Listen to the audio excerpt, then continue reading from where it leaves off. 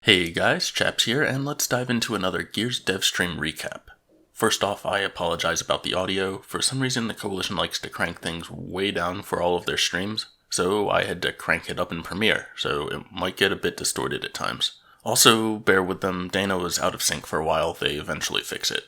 Oh, and I got a note, I'm sorry for the lack of gameplay. Apparently they decided not to have any gameplay this week. As usual, stick around to the end, and I'll give my feedback about the stream as a whole. Anyways, let's hop to it and take a look at this week's stream. Hello, everyone. Welcome to our I'm going to say weekly developer stream, which is funny because right now we haven't done one for a week or two, so it hasn't been weekly.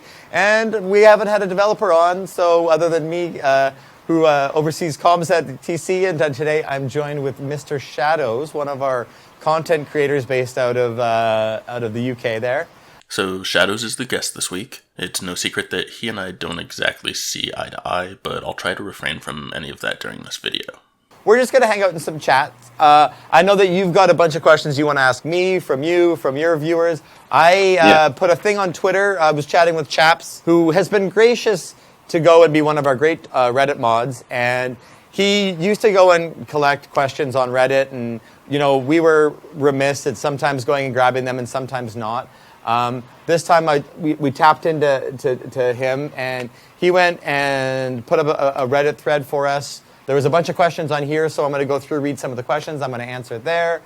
I'm actually kind of shocked that they're answering these, or that they read these. I also want to make sure I give some credit to the other users and forumers who have also gathered questions the various weeks. It's not just me. I used to do it for the Epic streams, and I did it a bit for Black Tusk and the Coalition, but I haven't done it in a while, and I know a lot of other people have been trying to do it as well, so just want to give them credit too. It's a shame that they never really paid attention to it until now, but hey, maybe this is the start of something new. There's a lot going on with the game, and I know that based on what I'm seeing on our channels and stuff, that there's frustration around people not understand. People don't know what we're working on, and they don't know when they're going to see what we're working on, and they're tired of hearing, we're working on it, we're working on it, we're working on it, you're going to love it, you're going to love it, you're going to love it. And I get that. Like, I hear that we're saying something that isn't really saying anything. Yeah, we've been promised this roadmap for a while now. It's become a meme at this point. Stop saying it's coming if it's not coming. A lot of the time for the operations, for at least 60 to 70 of the days after the operations launched, it feels quite quite quiet. There's not much hype. Yeah. There's not really much anything to try and generate engagement. Yep, this is a really good point. I've discussed this in the past, and what I honestly think the best solution for this is simply challenges. Have new challenges with rewards come out each week. Don't make them time limited, that will piss people off. But new challenges that activate each week can help keep people on their toes. The first question I see here is the ETA and the roadmap. And I know I've seen you tweet about it a bunch, and where is it coming, and what's going with the roadmap. And you know what, I talked about that because I was being a little aggressive in what I wanted to be able to talk about it. And then the conversations we've had internally is we recognize our trust is a little bit low with the community right now. And we want to be able to show as much as tell. And I think for us, the anxiety around the roadmap is a little bit that we want to make sure that we're really confident we're going to go and land everything that we're talking about. I think a good example would be the community service thing that Ryan talked about last year. That was 2019, he introduced that concept, and now it's June, and community service hasn't come yet. And that's a good example of us probably talking about something sooner than we should have. He floated the idea, as we go and we spec out all of our design plans and what we want to go and do and all of that for us, the roadmap was one of those ones where we're sitting tight and we're holding, and we're going to talk about stuff when we have a lot more confidence that it's going to land the way that we want to land. The community has been saying this for years now. We don't care if you're 100% confident in something. Be clear with what you're saying. If we shouldn't expect it for a while, that's fine, just say it. But saying something is coming and then providing no context of timing is a real pain point for this community. Another huge aspect that we're missing out on by the Coalition staying silent is that we're not really sure what feedback has been heard. Tell us what you're working on. First off, people would love to know, oh, okay, they're working on this, we can stop asking about it now. And then on the other hand, people will say, oh, they're working on this, let me give more detailed feedback about these topics. I honestly see it as a win-win for the studio and the community. There's a bunch of Pve changes that are going to be coming out. There's going to be a Pve update happening next week, actually, around drop rates with cards. There's going to be another update coming next week, which we sort of teased a little bit about inside of today's What's Up, that is an indication of our desire to listen and to test things and stuff like that. Oh, nice, a drop rate fix? I imagine this will go over quite well. I read the What's Up, and I know that they teased something will be coming, but I honestly have no idea what. Any predictions from you guys? We didn't want to go and say we were going to do X until we were confident that we could go and do it. Because what we didn't want to do was betray that trust again. So for us, the decision to take things a little bit slower and be a little bit more methodical in our communications is a way for us to actually to do what we're going to say we're going to do. Again, just be open and honest. People understand that plans change. Don't say something is set in stone unless it is, and people will understand. Ace McLeod says, I know Dana probably can't give exact details, but a lot of us are nervous about the remaining 3 medals for versus events for the Now's Boom Shot. Hope he can mention something. Yeah, I mean, we've seen those inside of that. I actually asked about that today, saying, are we going to get those done before the end of the operation? And I was told, yes, we are. So, yes, they are coming. That's actually kind of shocking, but good on them, I guess. What's to do with no Horde events? Haven't had one since December. Yeah, we recognize that. And we're going to bring them come Op 4. That's something that we've looked at as a total failure on our part. There is a big focus on PvE coming in Op 4. We're rolling out a few things that we think people are going to be really excited about. I know that this was part of the roadmap plan. Everyone's been asking about when we're going to do the PvE stream. We're going to hold that closer to the operation when we can start talking about the details of what's going to be in that operation. First off, I know people are going to be happy that we'll get more events and that changes are happening. But it's pretty disappointing that they're now talking about holding off the PvE stream until closer to the launch of the operation. A few weeks back, Dana was saying how he understood the community's frustration about wanting to know some of the generalities of what changes are coming. So that we could give feedback and help ensure that it's actually going in the right direction. So he said that a few weeks back, but it looks like they're kind of doing the opposite. It's kind of back to that whole wait till it's set in stone and hope that we get it right approach they've been taking that the community has been criticizing them about for years now. I'm going to call out Bwinny. Shadowz isn't a sellout. Shadowz, have I ever given you any money whatsoever? No. I'm not going to comment about if he's a sellout or not, but I do just want to say that the Coalition doesn't need to give you money in order to be a sellout, so that was kind of a weird way to approach that question. I want you guys to have your own voice, be authentic, but I know you guys are Gears fans, and you also are privy to a little bit more information than other people know, so that's a bit different. First off, I want to say that it's pretty lame that the Coalition basically only is supporting the partners. They're the bigger players already, and the Coalition is just feeding them and helping them grow and crush out the small people. I'd hate to be a small YouTuber or a streamer who's trying to make a living off of this. I'm not saying that partners shouldn't get the stuff or that they don't deserve it, but it's really lame that the Coalition practically dropped any support for the non-partners. And yeah, as they said, they get some extra info and they get all the skins for free, which is worth quite a bit. People like Shadowz aren't going to want to jeopardize that. The Coalition can say that they want the partners to still have a voice, but I'd be pretty hesitant to speak up in that situation too. There's a reason that the partners aren't the ones bringing up the unique and original criticisms or the hard-hitting topics. Operation release date. It's looking like it's going to get moved out. We're going to have a really strong understanding of what it's going to move out to by early next week. Yeah, no surprise there. They basically said this last time. Has the idea ever been sort of bounced around of maybe introducing the scrap as sort of a secondary currency usable in a store, but in a way that doesn't devalue the iron premium currency that it is? What people loved about Gears 4 was the fact that people could either spend time or spend money, so they could buy the the characters when it got changed further down the line directly, yeah. Or if they couldn't like buy the characters, they were maybe spending time on the game to build up their sort of like currency collection of the credits, and then like use their time in a currency form to have an opportunity to acquire that content. Like, would that be something that we could like see in Gears 5? Because it would make the game feel a lot more like open end to everybody playing the game compared to sort of like, you know, one group over another. Yeah, and he's right. The Coalition really dropped the ball by missing this one. With Gears 5, if you look at how the store launched, with our pricing structure, with a lot of that kind of stuff, it's already changed quite a bit. A lot of it based on, you know, feedback from you guys. And you know, we were listening, and we are listening. And it is something that we're still having ongoing conversations right now about how we can go and improve the way people get stuff inside of the game. Honestly, I hear this as we're already making changes, and we can't really talk about what we'll do in the future, but it won't be that. Oh, and Dana, if you're looking for any suggestions or feedback, I know I'm not a partner, but I've got a lovely set of videos that you should probably check out.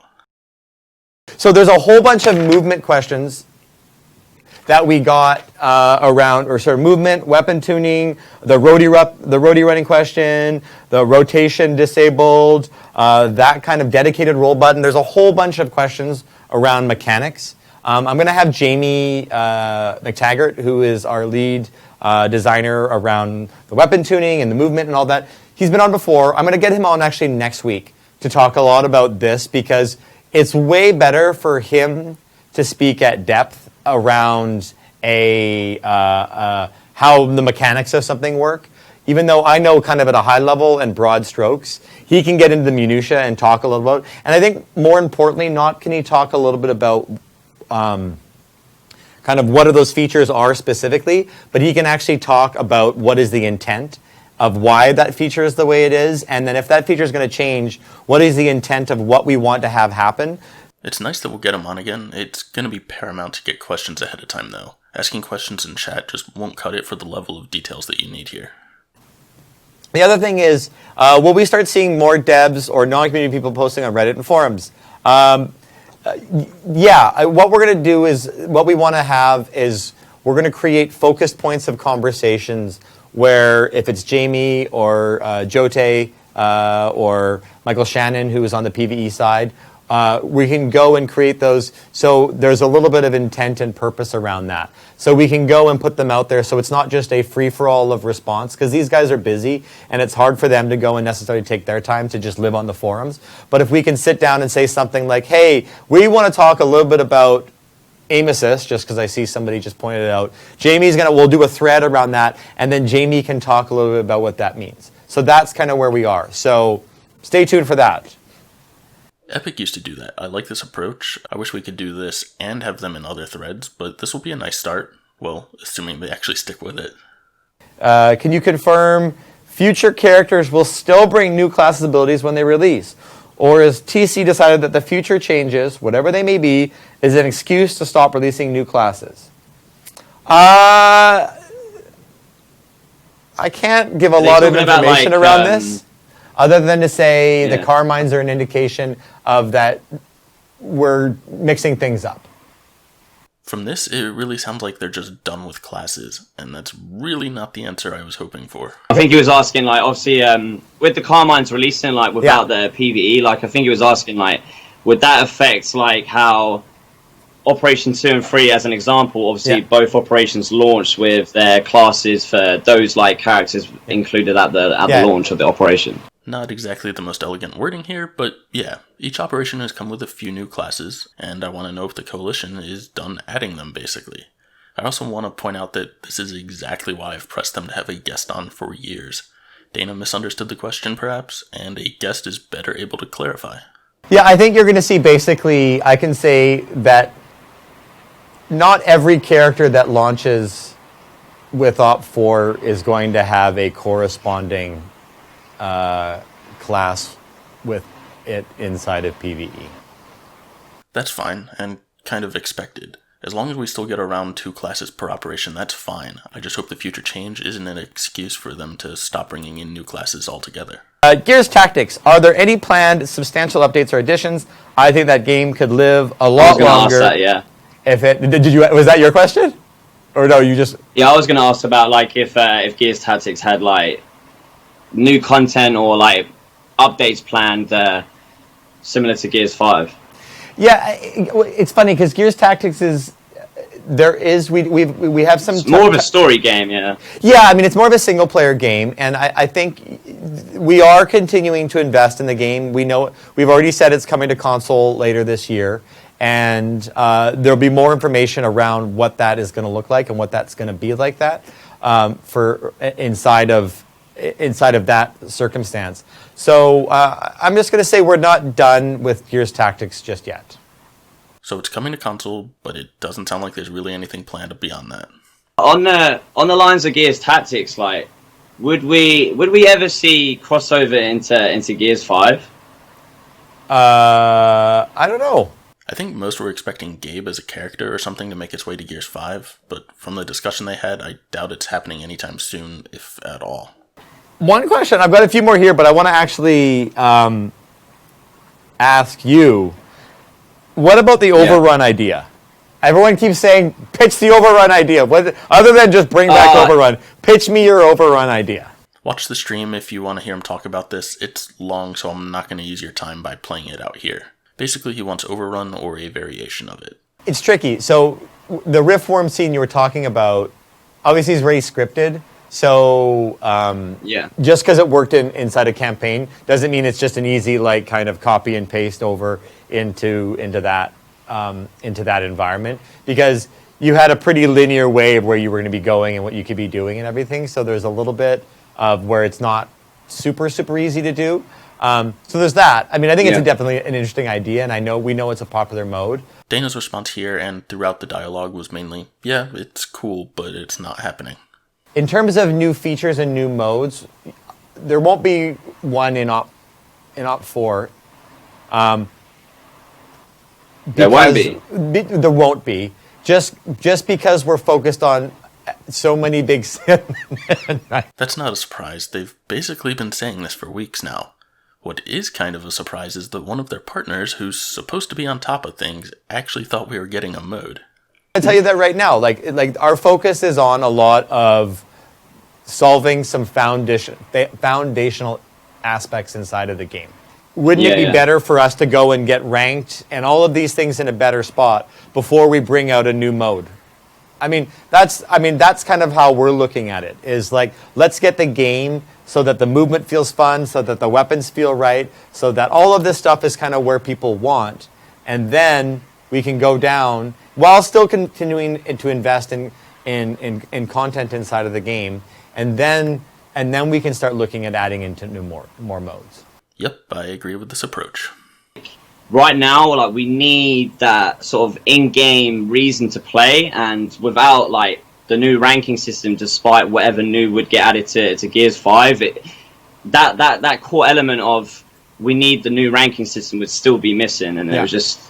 I feel like getting like the core game to a point where the gameplay in itself and everything that's in the game in-house right now that makes people want to play the game to the right point, it needs to be at before we start getting like new stuff added on top of problems that still exist and haven't been sort of like rectified or haven't been touched upon yet. Personally, I would argue that the ranking system is just one option. The theme he's talking about of giving people an incentive to play is 100% an important thing, and I completely agree. But I'm not sure if the ranking system is really the best solution, or at least they shouldn't be putting all of their eggs in one basket. Think of the PvE players. They don't care about ranked. Think about the people who just want to play for fun. I basically just play PvP, but I don't care about ranked. Sure, ranks are a nice goal for some people, but I don't know if it's as all-inclusive as what we really need. Are we able to like touch upon the TCA program? Because I've seen a few people ask about that chat, and obviously, like, even for me, because obviously I'm a part of like the whole TCA partners, and we have like the Discord chat, and we get access to the skins and stuff. But I would still love to hear, like, because obviously you must be, because I remember talking to Oxus, and you said, you know, at a certain point before we hit the whole COVID world. He said you was like heads down on like sort of like the concepts for the TCA program, because it's sort of like it exists, but it's still it's like it's in dormant, you know, like it hasn't really been like updated in terms of adding new people in or adding in like new sort of like features to it. Yeah, so I mean, part of that is just because like, just from you. No. The part is we never really expected, from a communication standpoint, to sort of to be where we are inside of the game. So we haven't been able to I am going to change the TCA program slightly around the requirements to become a partner and to be maintaining a partner, and that's going to get updated on the website. And a lot of that is going to have to do with, rather than followers, but more on hours watched a month on Twitter or views on YouTube. God, TCA is a joke. It basically exists solely as a partner program right now. Like, there's virtually no support for anyone who isn't a partner. I thought the whole purpose of this was to help grow the content creation scene. All it's turned out to be is just them supporting the big names, like they've always done, but now they have a name for it. It's nice to hear that the partner requirements are changing. I mean, it doesn't affect me personally. You can see the views on this channel are at an all-time low, and I don't aim to do this professionally. Not to mention that I'm too critical of them to even consider partnering. But there's a bunch of people out there who deserve more support, and hopefully this will fix that. We're going to become a lot more diligent about getting assets into the folder for people to go and create content around. Yeah, I'll believe it when I see it. I believe the assets folder hasn't been updated since, like, before the tech test. Why was there a character death choice in the Gears 5 campaign? We wanted the choice to be an emotional choice. We didn't want it to be something that you were passively engaged with. As emotionally gut-wrenching as Dom's death was, it was something you watched rather than participated in. And for us, with the idea of the choice between JD or Dell, we knew that there was a lot of baggage inside of that. Did you really want to? How much did you want to hurt Marcus? How much did you care about Dell, who I think had who had a bigger role in Gears 5 from it? Like, you know, he was around more. He was Kate's sort of counterpart and through a big chunk of the game. So, you know, JD was a bit of an asshole in Gears 5 at the beginning. So, for us, the idea of having people involved in that process is, sorry, I guess I should have said spoiler. However, at the same time, the game has been out for a while now. So, but we wanted people to be involved in the process. Honestly, I feel it's just them doing their whole challenge expectations thing. I really disagree with their decision to have a player make a choice. This is Gears. We care about canon. This isn't a choose-your-own-adventure game. We're going to actually have Bonnie, who is our oversees the narrative on Gears of War, and Jason Huff, who wrote Bloodlines. We're actually going to... And Descendants. We're going to have them on and do a real lore stream with those two people to talk about some stuff. Ooh, can we get Morava on too? You know, the true lore master? Will you be creating a charity bundle in support of Black Lives Matter and the pandemic? Right now, we talked about a pandemic one that we put on hold for a few reasons. We're looking to bring that one back. There was a huge thing that we worked all up with Microsoft at around a big donation that they did, and we're part of that support there. There are conversations going on internally about how we can make meaningful changes beyond just about cash donations, which is obviously important. And if you guys want to do that, then certainly, we encourage you to support that. For us, we're looking at what we can do inside of the game. We're making, we've got right now a zero tolerance of people that use that language in chat, and you can report that on the support site, and we can then get those people out of the game and removed, and that for that level of toxicity. And then beyond that, we're going to be implementing new technology that's actually going to even prevent that from happening. And then we're going to go, and we've got other stuff that we're working on. This is a systemic problem in society, And this isn't something that we're looking at as this is a long-term commitment for us. I've seen instances of them doing more bans around this, and that's nice. I wonder what they'll be doing in the future. What did the update do that was released today? My master rank tier went to 0 points. It shouldn't have changed that at all. Can you drop a support ticket around that? Today's update had to do about gridiron weapon placement changes. That's on the WhatsApp on today's WhatsApp, as well as we just talked a little bit about we turned on the Koth, National Koth, as well as just talked a little bit about the Hive. There was a few things that were supposed to be in today, but they failed QA, so they're getting fixed, and those are coming out next week. There you go. Nothing major. I mean, I wasn't expecting anything major. We're pretty close to a new operation. Oh, news in the community manager job. We are going through resumes and candidates right now. There are a few ones that have been passed along to me that look promising. So we'll see. As you guys know, it's important for me to get someone that is an excellent community manager. Hopefully they have a lot of good Gears experience and Gears knowledge, because that is super important to the job. So we're looking, and believe me, I want that person more than you want that person. Yeah, just to echo what he said, and what I've been trying to say for a while now, we need a senior community manager. Yeah, it would be cool to get a fan in there, like I see people suggesting RAR or Neon Velocity, and yeah, that would be cool, but only for an entry-level position, and that's not really what the Coalition's looking for right now. What do we have here? Any word on updating the friend ally system? Ooh, that is a question for Joe Tay that we can make a note for that for next week for Gears Allies. I really didn't think that it would be hard to make this change. It's odd that we haven't seen it yet. Horde Frenzy and custom lobbies for Op 4. I love Horde Frenzy, and I think that'd be a fun thing to try, so we'll see. Yeah, I'm gonna take that as a yes. There is no reason that it shouldn't be in Operation 4. But then again, there's no reason that a lot of things should be missing at that point, yet here we are. Will you make a QA thread for Jamie? Yes, we will make a question and answer thread for Jamie for next week's stream. We'll put that out on, I'll talk to Chaps about doing that on Reddit again. I thought that worked really, really well. It's easy for us to go inside of that. So we'll look at it inside of there. So, yes. That's nice. As I said earlier, I hope they start utilizing that more regularly. In addition, with Jamie, it will be nice to get much more detailed questions lined up, so I'll be sure to have that thread up for when the time comes. Oh, side note, man, I wonder how pissed the forumers are going to be off that he didn't mention taking questions from the forums. Like, they have really dropped the ball on the forums. When will Tour of Duty rewards be craftable?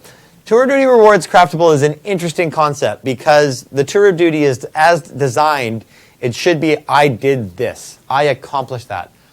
When you see a blood red speaker on the battlefield, you know that person went and worked hard to get to general and earn that character. That's our thinking right now. Maybe some of the lower level content, we might consider that re-earnable or craftable or something like that. Something that, like, you know, maybe the first 10, 15 levels. Who knows? But the thinking is the higher level content really should be reserved for people that earn it. This goes back to the discussion I had a few weeks ago. Sure, keep general stuff exclusive because people would freak out if you didn't. But for literally everything else in the tour, I feel it should be earnable again. As I said before, it's not hard to earn. It's bogus time-locked stuff. There's no skill or challenge involved in it. Dana, if you happen to watch these, which I kinda doubt, please consider watching the video that I have linked below about this. Are you guys going to make it so COG can have different skins from Swarm, like in Gears 4? You mean like weapon skins?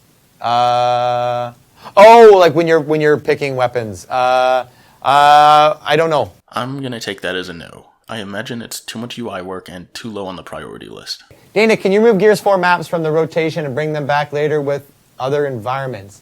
Right now, the data says that people like certain maps more than other maps, so we don't want to take maps out.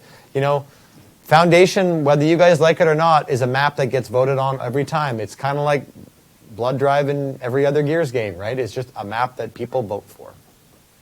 It sucks that we keep playing the same maps, but I don't think the solution is to remove the popular maps. The solution is just to make better maps that can actually compete with the popular ones. Can you please include an option to disable bullet magnetism for the Nasher so I don't ruin my muscle memory playing other modes? The funny thing is, there are times when the bullet magnetism has been turned off of Nasher, as we've done a deployment as a mistake. And the timeline and the complaints light up about people saying the master is broken. It's so funny how people don't understand bullet magnetism, or even aim assist for that matter. Turning them off would completely make the game impossible, or at the very least very frustrating to play. I'm wondering if this question was actually more directed towards asking them to tone down magnetism in PvE though, so that it's more on par with PvP. I imagine it's probably frustrating going back and forth. You get used to the magnetism in PvE, and then you go to PvP and it's not as strong, so your shots are missing. Is beginner and hardcore co-op versus AI supposed to be the same? Been that way since Startup 3. I'm not sure. It shouldn't be. I don't know on that one. I don't know if they're the same, but yes, there was 100% a huge change in the beginner difficulty starting in Operation 3. People have tweeted and posted about this like crazy, and I'm not sure how Dana's not aware of it yet. That said, I don't know if it's really a bug. Perhaps they just decided to raise the floor because beginner was way too easy before. So that does it for the recap. Now let's discuss the stream. First up, I'm sorry for the lack of footage. They decided not to play this week, and I don't have any filler footage recorded to throw in here. Enjoy this blank screen while I talk for a bit. But yeah, this stream. First off, Shadowz was a much better guest than last time. He seemed more in touch with the topics discussed and the target audience. It's also nice that the Coalition hosted the stream again, so big improvements there. The lack of gameplay was pretty annoying. I normally watch these streams at 2x speed. It's become painful to watch live, and I imagine this week was a total drag. I do appreciate that they could be more focused on questions rather than gameplay, so that's nice. But what they really need is to have a third party hosting and playing the matches. Put Dana and whoever the guest is in spectator slots, and have Strang or somebody host the lobby. I mean, Dana could even host the lobby, but just stay in a spectator slot. Anything to get gameplay up would be nice. As for guest choices, I have no issues with them picking partners. I just wish they wouldn't limit themselves to partners, as I feel they're not as representative of the target audience for these streams. I'm also going to throw out there that I think you should certainly still have a guest on when Jamie is there. It sucks that Dana can't go into the details about a bunch of the stuff that we want to discuss, which, by the way, was one of the perks of having Liam on there. A lot can get lost in the translation, and having a fan on there with Jamie to get a dialogue going would be a huge deal in my opinion. Overall, this was one of their longest streams, and it didn't bring that much news. The discussion was arguably better than last time, but the lack of gameplay was pretty off-putting. Things are improving though, so hopefully next time will be even better. If you enjoyed this recap, drop it a like and subscribe for more content. I'll catch you all next time, and thanks for watching.